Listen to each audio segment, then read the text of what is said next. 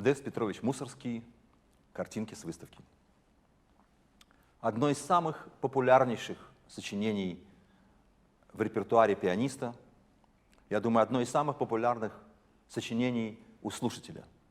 Где бы я ни играл, а я играю уже много лет эти картинки, в любых странах мира, это сочинение знают, любят, обожают, оно узнаваемо, его даже знает, можно так сказать, любая домохозяйка.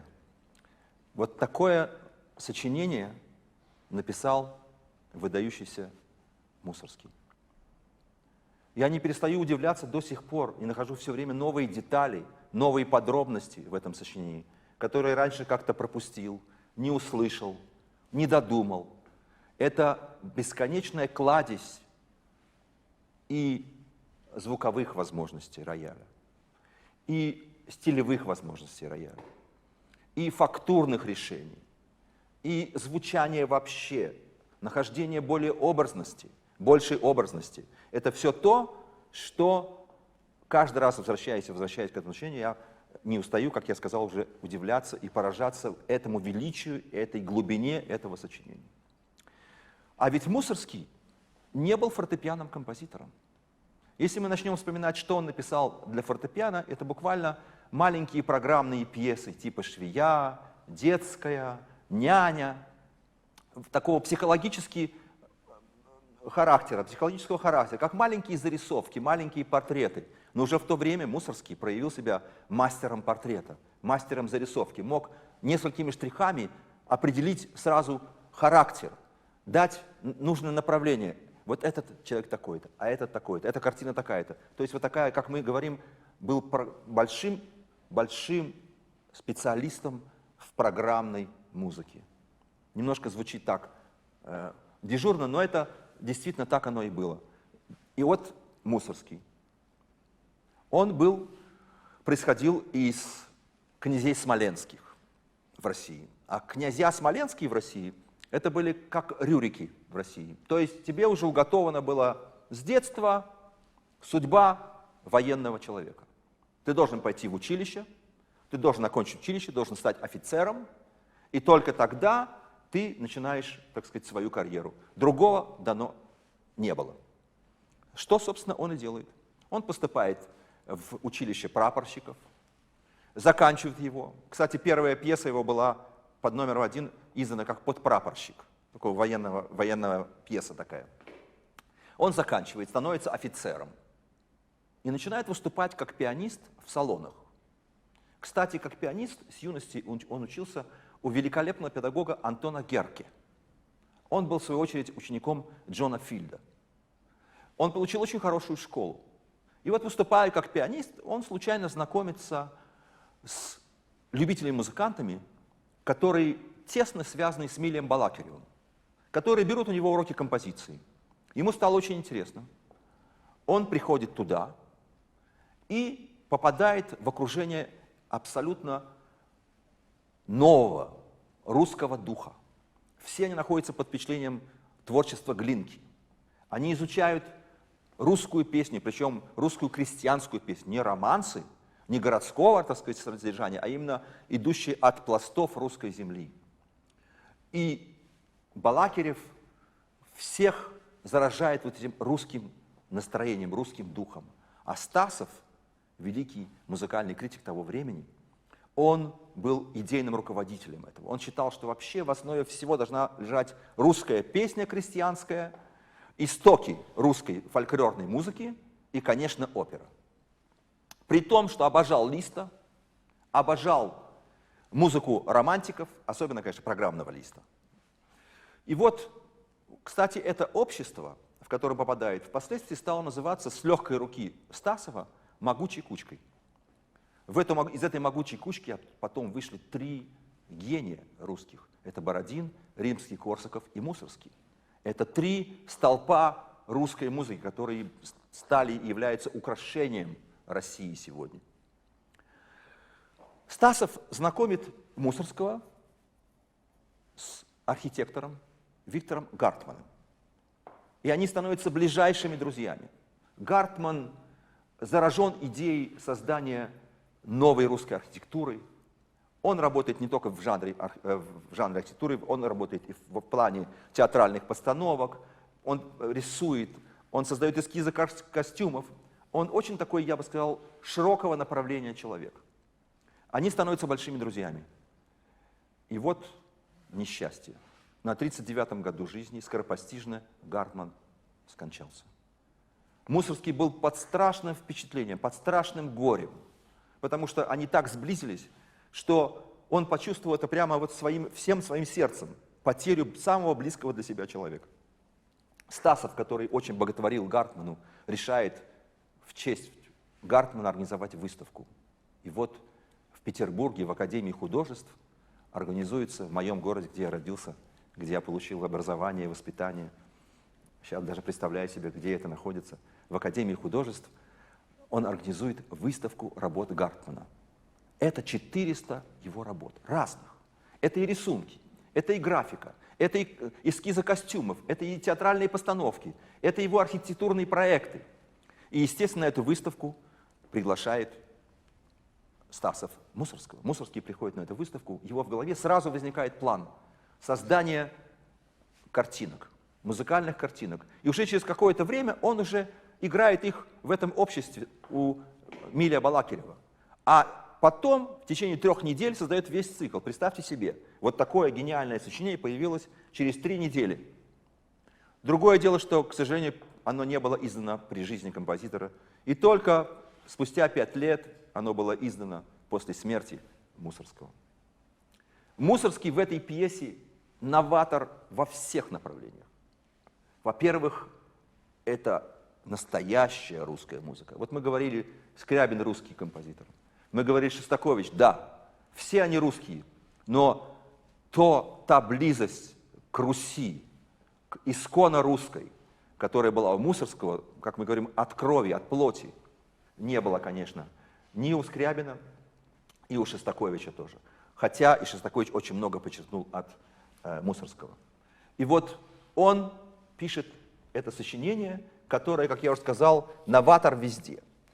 Кстати говоря, недаром многие говорят, что эту пьесу можно сравнить с «Карнавалом Шумана». Да, «Карнавал Шумана» тоже это потрясающий Шуман, который создал эти маски, эти образы, да. Но она же совсем другая по форме.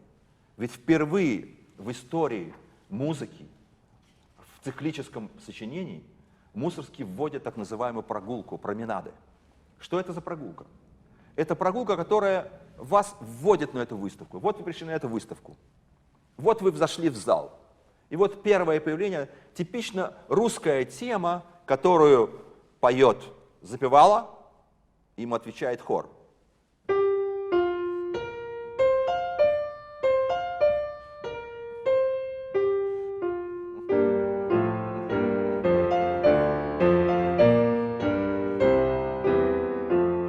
Солист. Хор. Солист. Хор. Так, вы заходите в зал, и вы видите перед собой картины. Заканчивается прогулка, и первая картина «Гном». Какими средствами он ее решает? Вы знаете, каждая пьеса, а, кстати, в картинках 11 пьес, каждая пьеса — это особый вид фактуры, это особый вид распределения звучания, регистров. Смотрите, что он делает.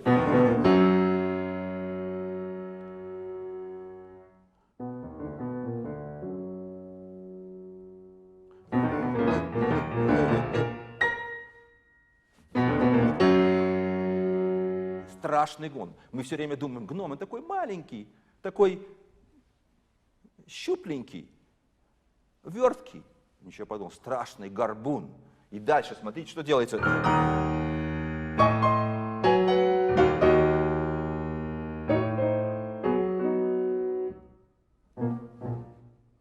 Каждый такт — это зарисовка, это нечто свое, неподражаемое.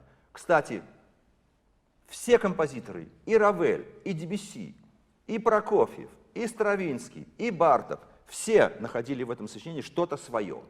Что-то то необъяснимое, дорогое, из чего потом многие сочинения рождались. Понимаете? Вот этот, конечно, этот гном, конечно, это Прокофьев сарказмы. А что, нет?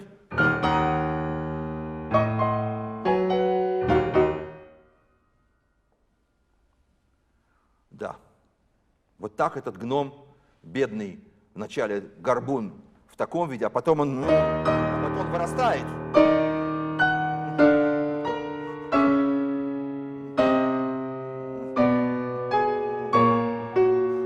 Тут уже становится он великим, большим.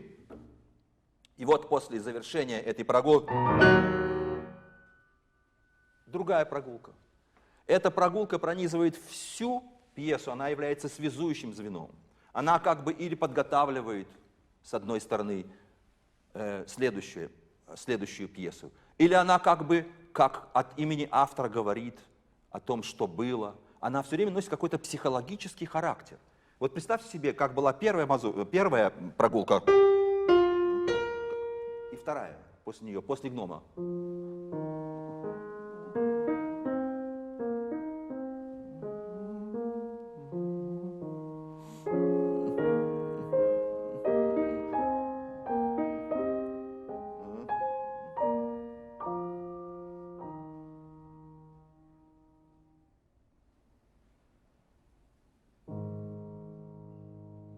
Вы знаете, об этой второй прогулке можно говорить много. Она другая совсем. И вот это вот комодо, в переводе удобно. Вот надо так сыграть это, чтобы было тебе сразу удобно. Вот ты перешел в другой зал.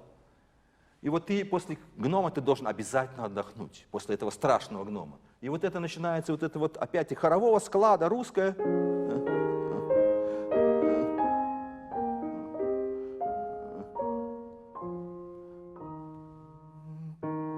Опять солисту. В другом совершенно. Начинают некоторые спорить, а где же колокола появляются первый раз? А вот они появляются первый раз.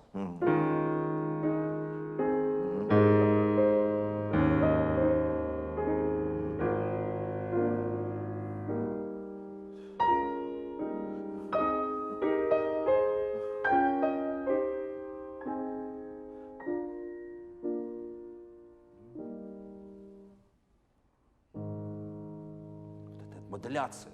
Одна модуляция чего только стоит. Из ми-боль мажора в соль диез минор. Должен сказать, что в этом цикле есть итальянские названия. Вечо Кастелло, старый замок. Есть французские названия. Лиможский рынок, Тюрильский сад. Есть польские названия. Быдло. И есть, они по-русски, но это еврейская тема двух евреев, бедного и богатого. Это целая сцена большая, я буду об этом говорить. Но все они, по сути дела, русские. И тот же самый трубадур, который поет свою арию.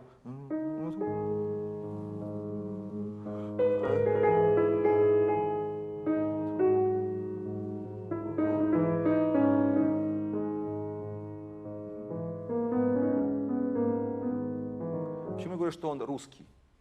Вот потому что, опять, вот я говорил уже в третий раз, по-моему, я повторяюсь, но говорю об одном и том же. Что отличает русскую музыку? Вот на это сделать надо большое внимание. Какая-то сердечность необыкновенная, какая-то тоска, какая-то грусть непомерная.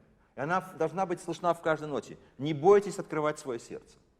Мне кажется, от этого выиграет только исполнение. И когда мы учимся азам, мы учимся этим рамкам стиля, формы, без которого нельзя, конечно, представить себе профессионального музыканта, то мы иногда забываем, что немножко иногда эти рамки надо раздвинуть. И понимаете, вот если это просто тема сыграть красиво, она ничего из себя не представляет, она не звучит. А если вот начинается, и ты... Я особенно здесь.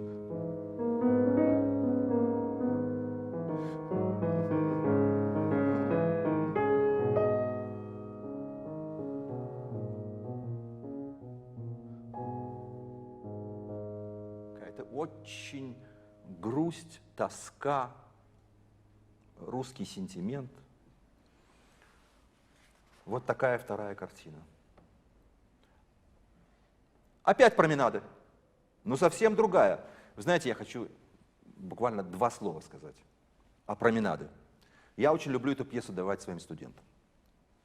Хорошим, конечно, но которым не хватает немножко образности, не хватает немножко чувства нарисовать картину музыкальным языком, создать ее, быть более интересным за роялем, немножко раздвинуть свои рамки и стать больше артистом. Эта пьеса как ничто помогает лучше. И что я их прошу играть вначале? Я их прошу, а ну-ка сыграй мне все прогулки, одну за другой, с тем настроением, которое вложил Мусорский.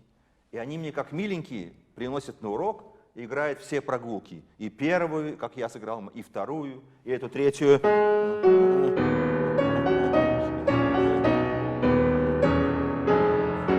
Тут она уже богатырская прямо, понимаете, перед Тюрильским садом. А эти дети, которые играют здесь,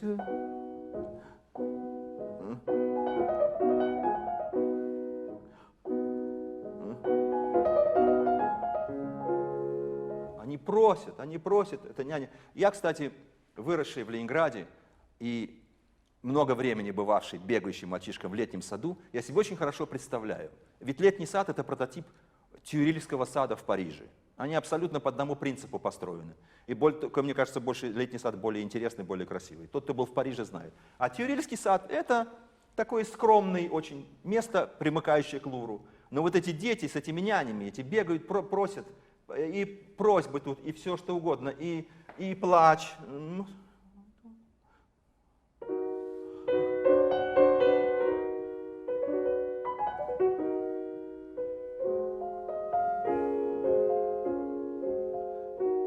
Я не знаю другой пьесы, когда в каждом такте надо найти что-то новое. Все время поворот какой-то. И интонация должна быть абсолютно четко уловимая.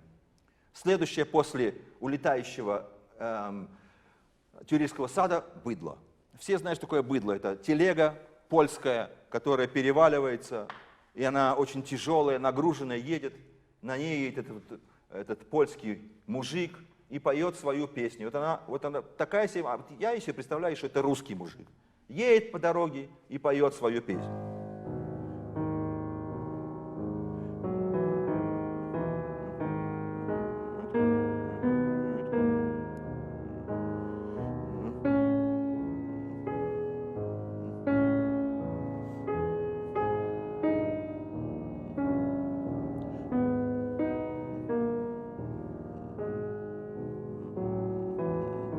Есть много вариантов. Есть вариант, Мусорский написал фортиссимо в начале.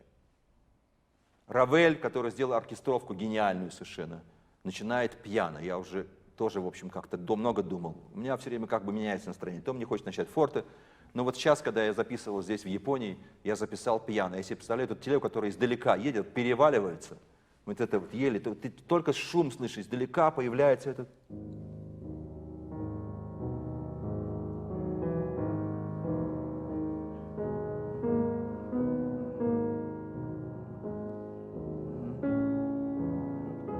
И что потом с этой темой...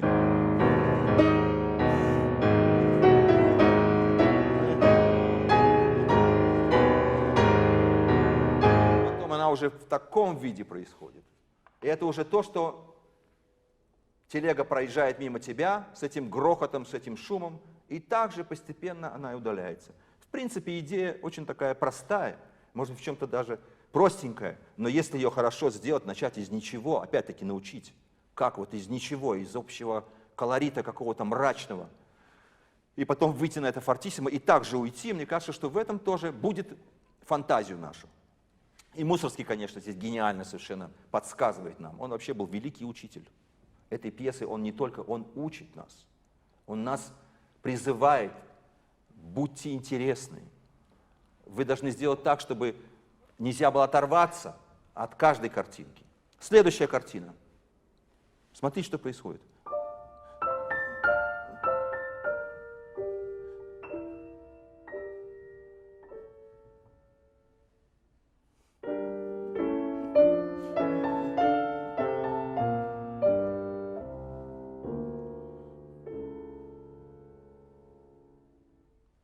5 четвертей, 6 четвертей, 7 четвертей.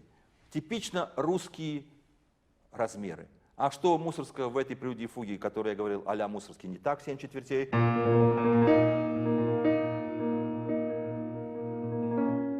Вот, пожалуйста, вам 7 четвертей. Вот связь. Пожалуйста. Интересно. Я уже говорил, что в прогулке иногда вдруг вы переходите в другой зал, и вас Мусорский настраивает. Иногда он настраивает постепенно, а в тенцах, извините, он вдруг дает, неожиданно появляется.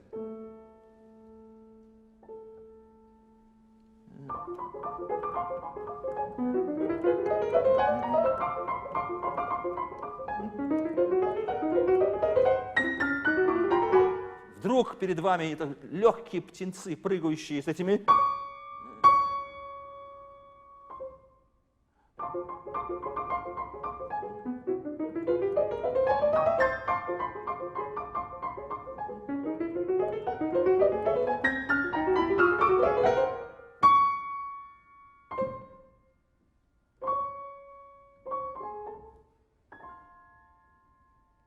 Образно.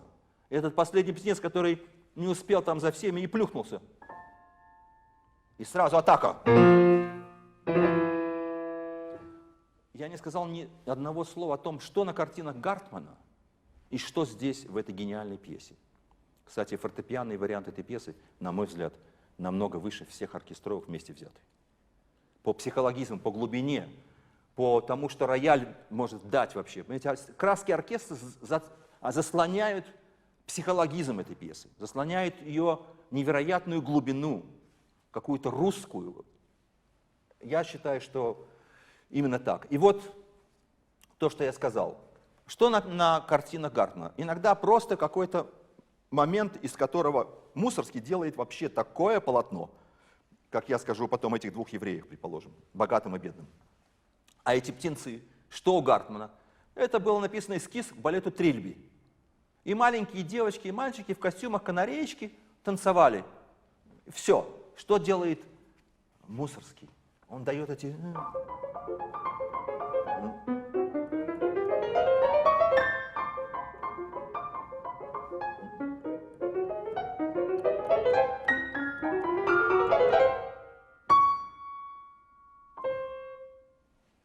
Бедные птенцы, они и плачут, они там и еле-еле могут ходить, они только что не вылупились. Кстати, название дал сам Мусорский.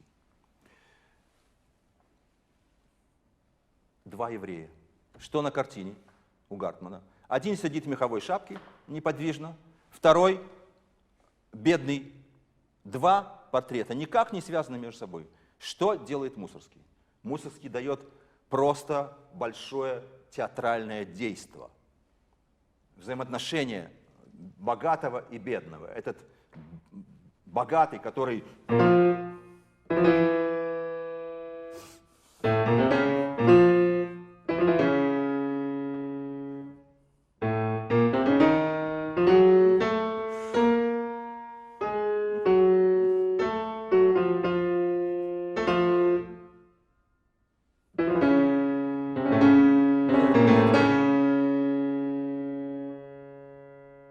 Этот несчастный.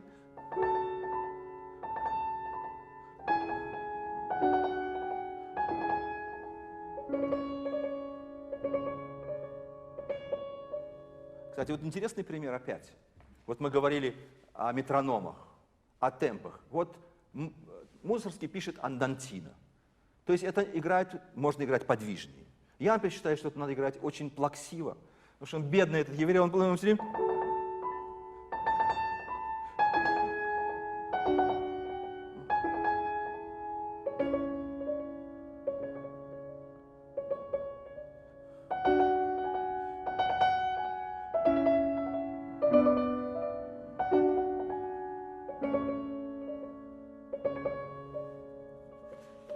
Вот он что-то просит его. Богатый.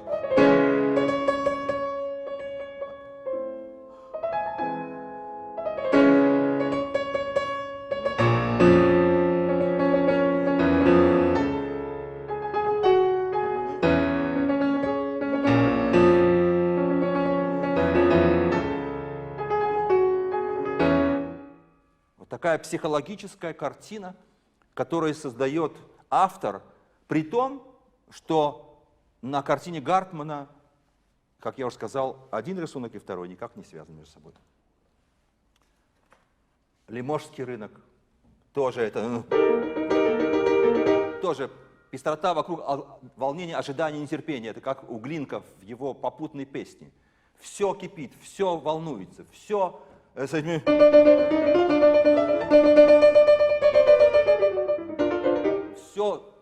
возбуждено, кричат бабки.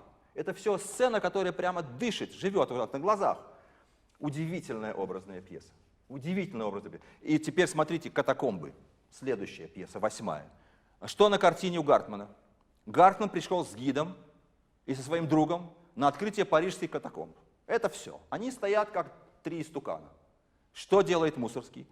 Мусорский создает совершенно глубокую, мистическую, я не боюсь этого слова, картину. И вот здесь опять-таки, как важно будить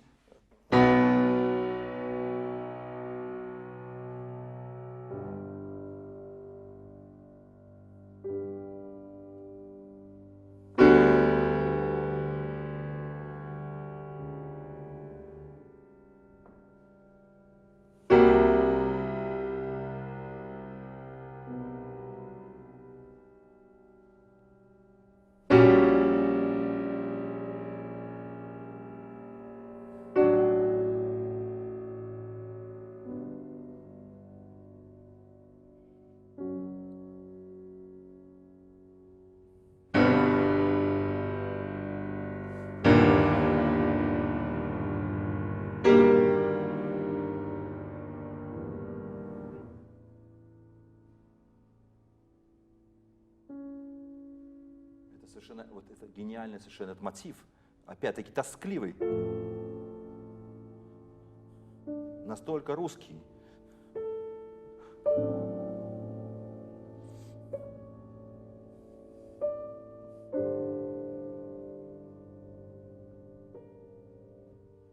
Ну, какое он имеет отношение к французским катакомбам? Никакого. И это, конечно, последний аккорд, этот...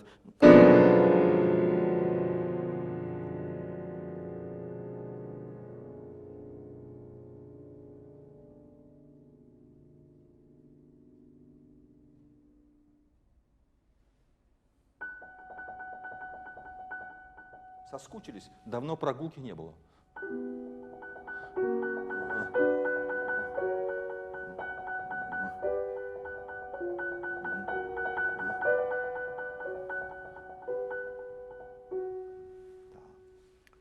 Con mortius in lungia mortia. С мертвыми на мертвом языке. Это вставка Мусорского, никакое отношение к картинам Гартмана не имеющие. Опять гений Мусорского вдруг ставит эту сюда на основе прогулки. Обратите внимание, впервые внутри пьесы мы слышим прогулку, не которая нас соединяет от пьесы к пьесе, а внутри.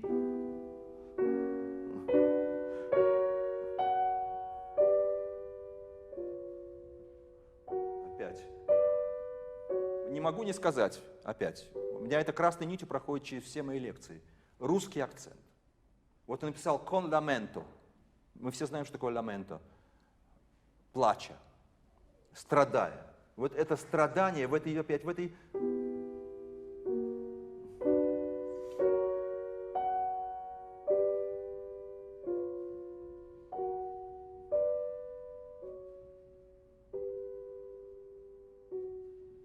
Эти опять рояльные находки, когда вдруг начинают регистры один с другим соприкасаться. Издалека.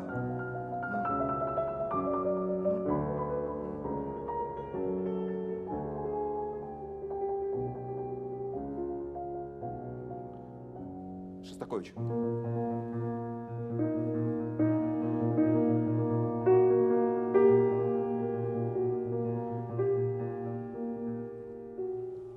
Тоже ламенто. То же самое ламенто. Какая связь потрясающая, поразительная. И, конечно, эти гармонии, от которых...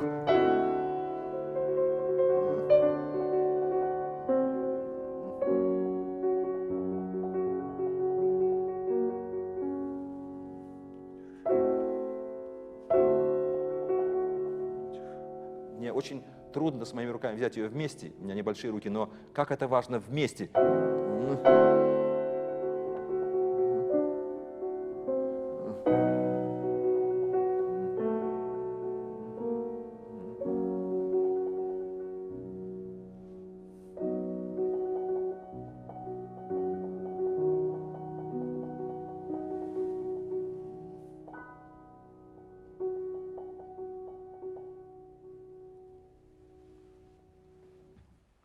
Замечательная Баба-Яга. Из русских сказок. Все знают, что такое Баба-Яга.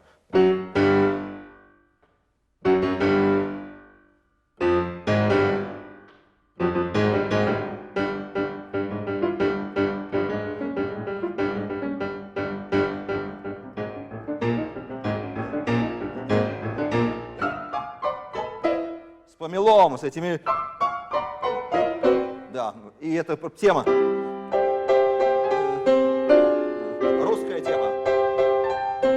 Русская тема, которая разухабистая. Прямо портрет этой Бабы-Яги. Опять.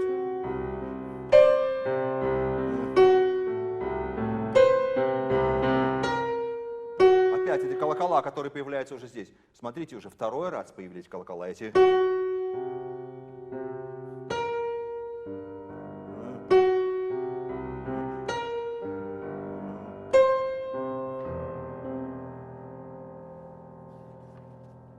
Что у Гартмана? Часы в форме избушки. Все. Какая психологическая картина здесь? Это Баба-Яга страшная. И вот это... И вдруг избушка.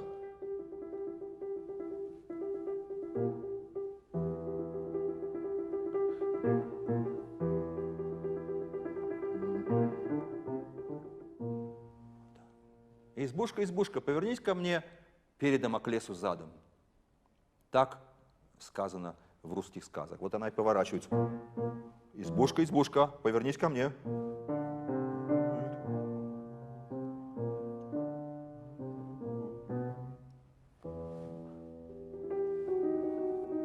А в репризе это уже, конечно, совсем по-другому.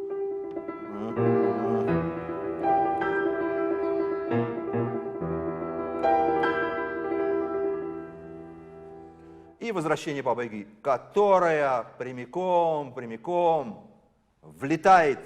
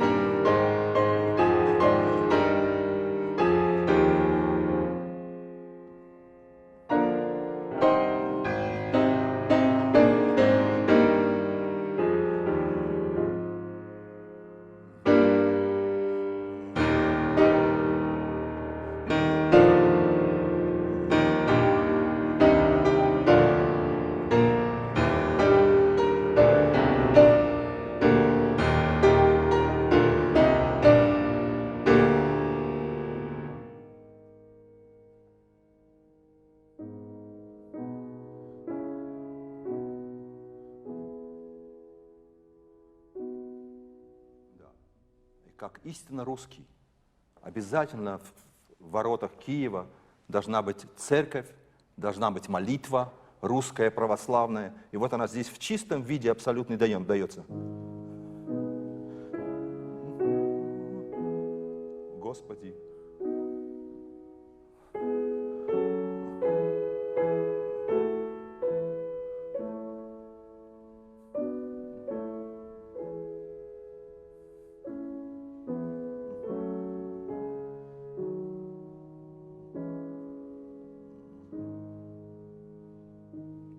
Начались колокола.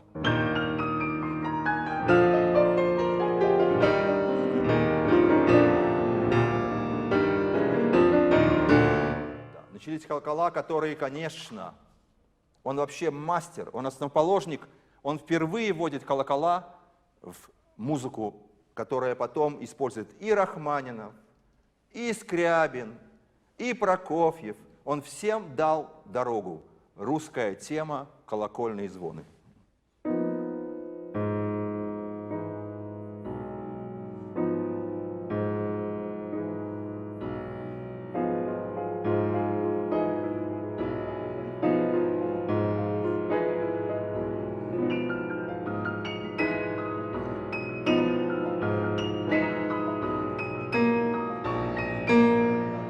Все приходит. И вдруг опять появляется прогулка.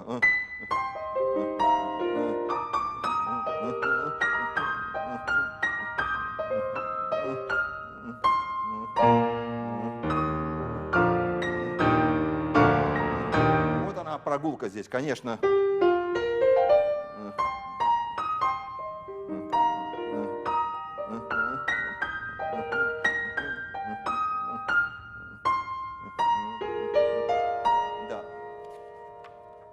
И вот что происходит с этими колоколами.